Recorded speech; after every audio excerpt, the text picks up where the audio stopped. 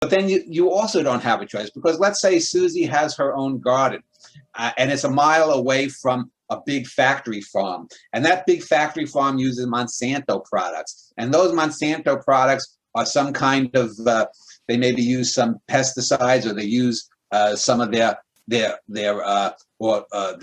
patented, literally patented DNA products for certain things.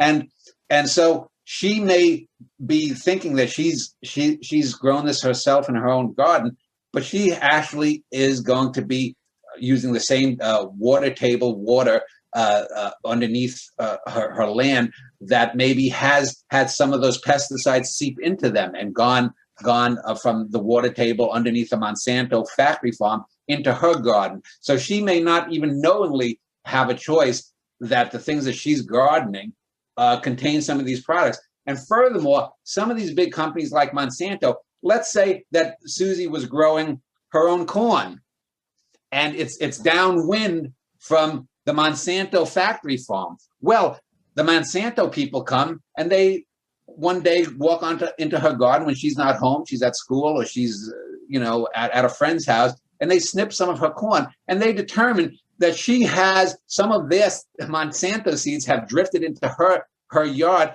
and some of her corn is actually Monsanto patented corn. This has happened in Canada, by the way, in Alberta and in British Columbia.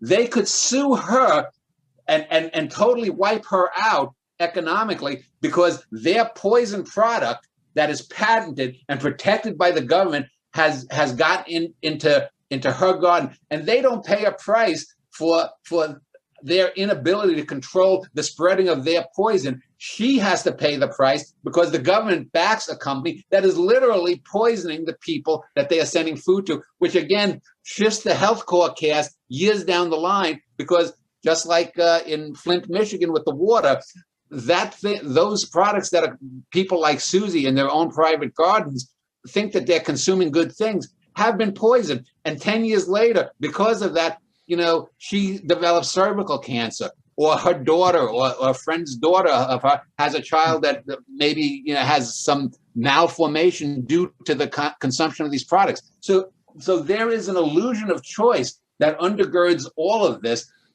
from the very food we consume all the way down to the illusory choices that we have in healthcare. Things like Bruce, even in mental health care, I'm sure Bruce knows something about that. So I just wanted to bring that point, that there's this whole, it's like the lady from Shanghai, the Orson Welles film at the end, where the guy comes to kill his wife, who's been Wells's lover.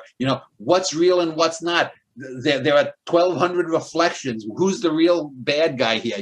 And that's the way they get away with it, because they set up so many barriers to finding out the truth, and so many straw men that, even people, even if the government is actually trying to ferret out corruption, which is a rarity, but even if they are genuinely trying to do, it's almost impossible because of the way these things are set up.